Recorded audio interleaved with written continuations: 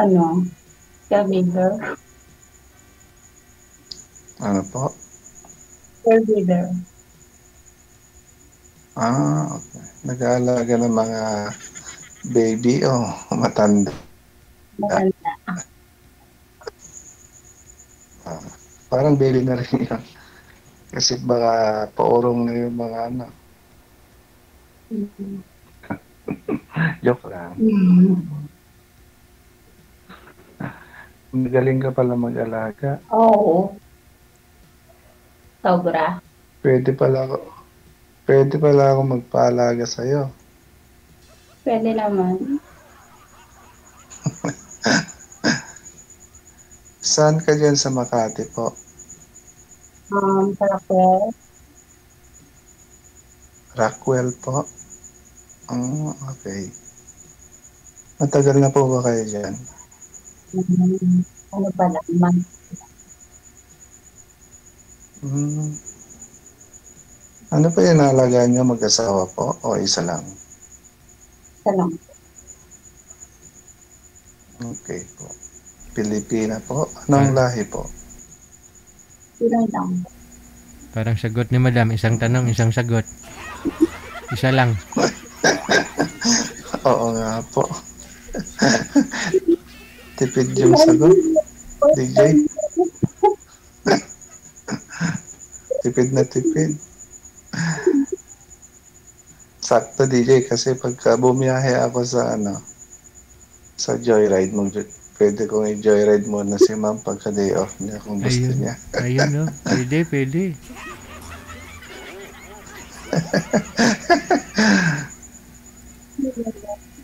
Gusto mo yun, ma'am? Pag day off mo, pwedeng mag-joyride? Puwede, basta libre. Oo naman po. Joke lang, Ilan taon na po ba kayo, ma'am? 44 na. Mm, mas matanda pala ako ng isang dekada sa'yo.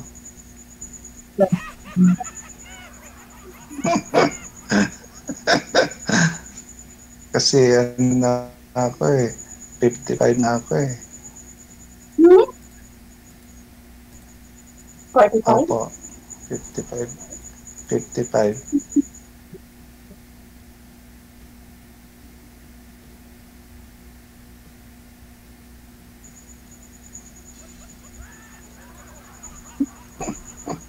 Biglang na-stuck up Kinakabahan ka. ako. Nagulat ka yata sa 50. Duda ako sa signal mo. Wala na. Joke lang, ma'am. 45 lang ako. Matanda ako sa'yo ng isang taon.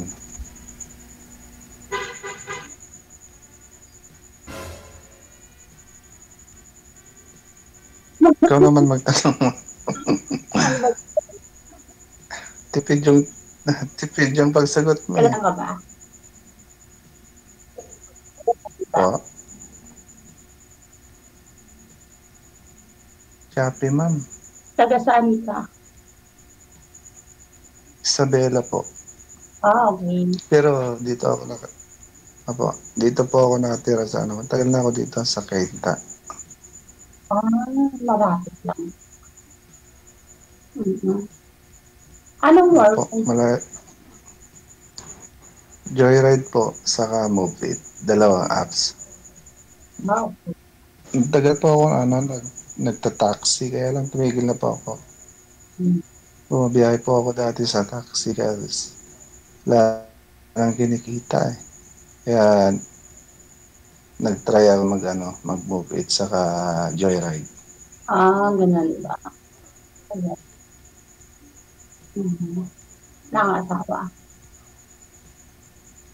Kamamatay lang po noon, last year, May, May 5. Puwede na. Sige na mag-asawa Pwede din. na nga po. Kung may Hmm. magkagusto po. Hmm. Wala kaming anak. Pero siya dati may anak sa una. Pero kami, Ah, hindi kami nagkaanak. mm. Kayo po may pamilya po ba kayo? May anak o May mga hiwalay sa asawa? single mama. Ilan po yung anak niyo po? 3. Bali, isa lang.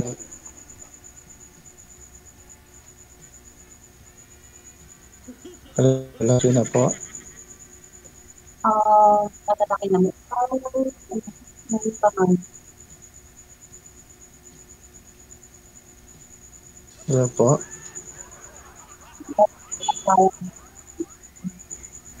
Chapi-chapi po kayo, ma'am. Buhatin nyo nga po yung cellphone nyo, ma'am. Hindi talaga klaro yung boses nyo. Wala po kayong headset? Okay na. Ayan. Oh. Mahina lang po talaga yung boses ko dito. Hindi at nagbabayad yung boss mo ng wifi. Mag-data ka na lang. Mahina talaga yung boses. So, nagtatago Hindi, actually, ako. malakas yung signal niya eh.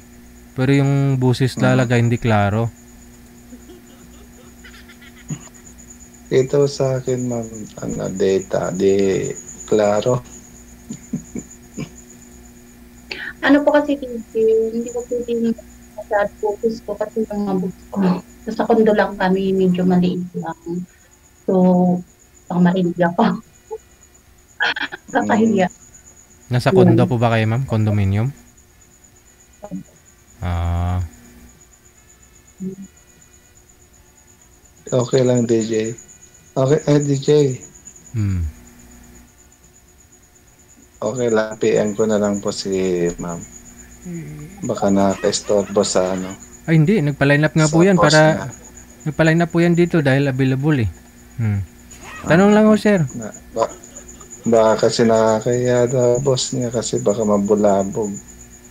Hindi naman ho siya nagsabi. Uy, nagpa-line up siya, available. Ibig sabihin. Ma'am, tanong po kayo. Available po ako, kaya lang yung boses ko hindi masyado malakas. Ayan, okay na ho yan. Tanong po kayo, ma'am.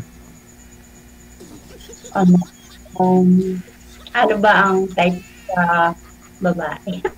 Sexy. Pwede ring siksik. Pwede na yun, DJ. Pwede na yung siksik. Siksik ah. Opo. Siksik liglig. Para hindi... Hindi ako. Para walang buto. Para hindi masakit hawakan pagka may buto. Pag mabuto kasi, medyo masasaktan ka eh. Ramdam ni sir yun kasi joyride po kasi si sir. Pag may umangkas na medyo payat sa likod, masakit sir, no? Opo. Pag medyo may laman-laman, ayun, medyo komportable. Bounce. Opo, kasi nabebento sa hanyang likod eh.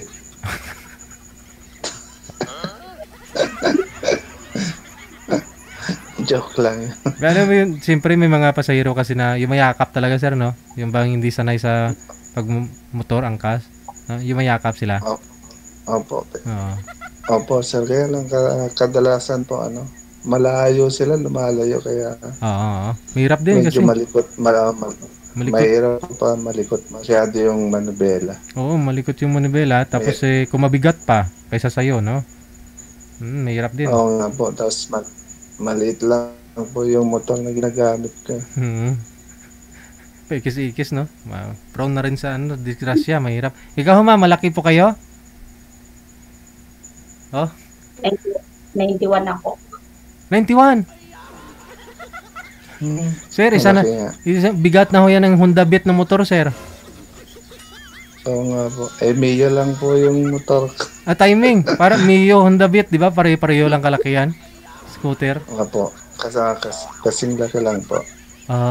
91. Pero DJ, pag ako umaangkas ng papagaan lang ako. Ay, kaya. Ganun ba yun? Ay, tukod, ma'am, no? Tukod ah. Marunong po ba kayo magmotor, ma'am?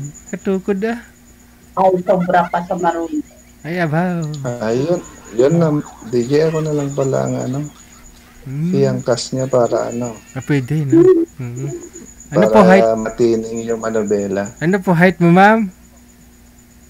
5'4". 5'4", tapos 91 yung timbang.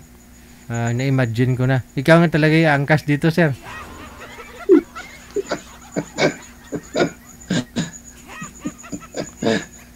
Siguro si Ma'am DJ, sagana lagi sa pagkain. Oo, alaga eh.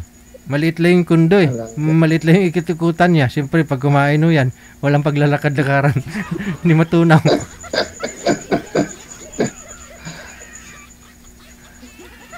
Pero okay naman yun, DJ, kasi di ba yung mga bata, DJ, masarap alagaan pagka malusog. Oo, ganun.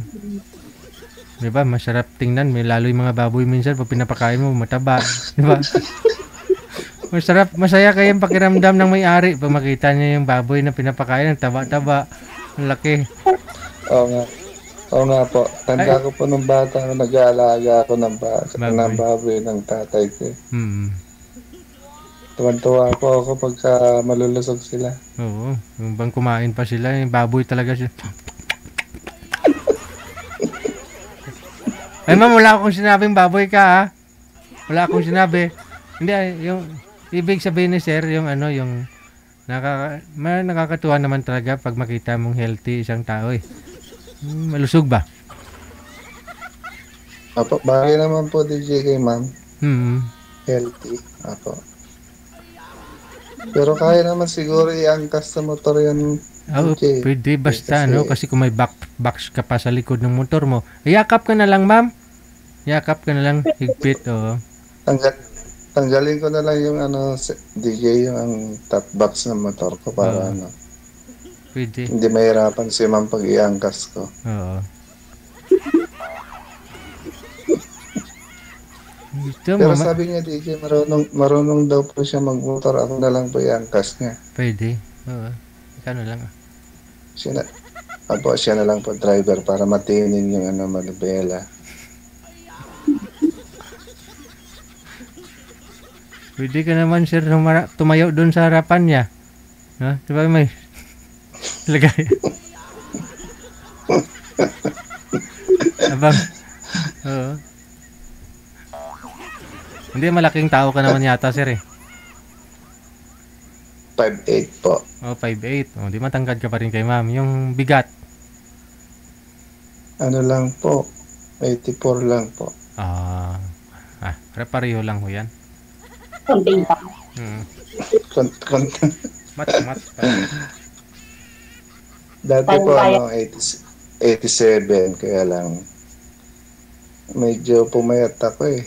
Nung inalagaan ko si Mrs. na 3 years po kasi inalagaan ko siya sa hospital. 3 years? Yes po. May pa kasi, may cancer po dati sa mattress. Tapos nagkikemo po sa hospital every 2 weeks po. Kaya pala na matay. Apo, komplikasyon na rin po yung sakit niya kasi stage 4 nung nalaman namin. Stage 4 na. Apo.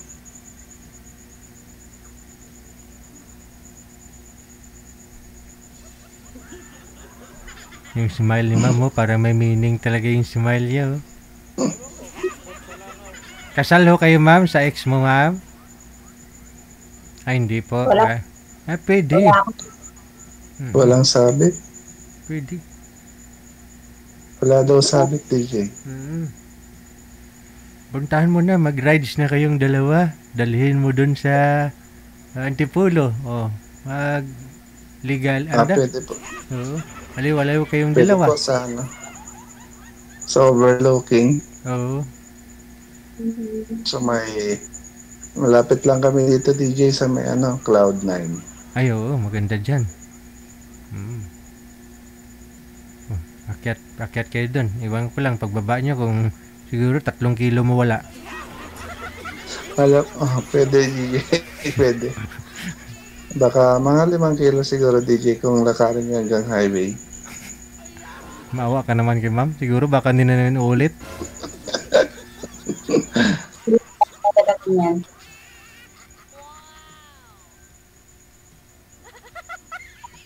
Ano po?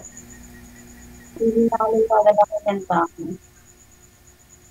Hindi naman kasi sa bagay, puro elevator sinasakyan nyo dyan sa condo eh.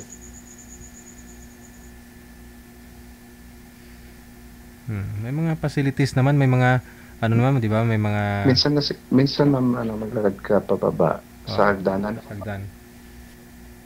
Sa swimming pool, pwede ka mag-swimming, ma'am, para ano. Pwede, kahit ano. May gym naman sila diyan, 'di ba? May. Gym. Pwede kayo mag-ano doon, workout.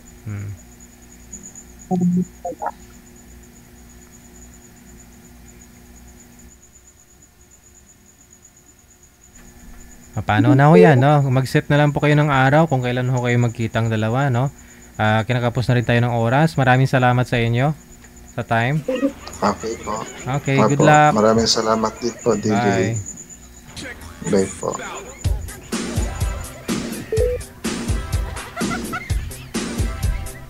Naunang umalis si girl. Oras natin, impunto, alas 10 ng gabi. OFW Radio.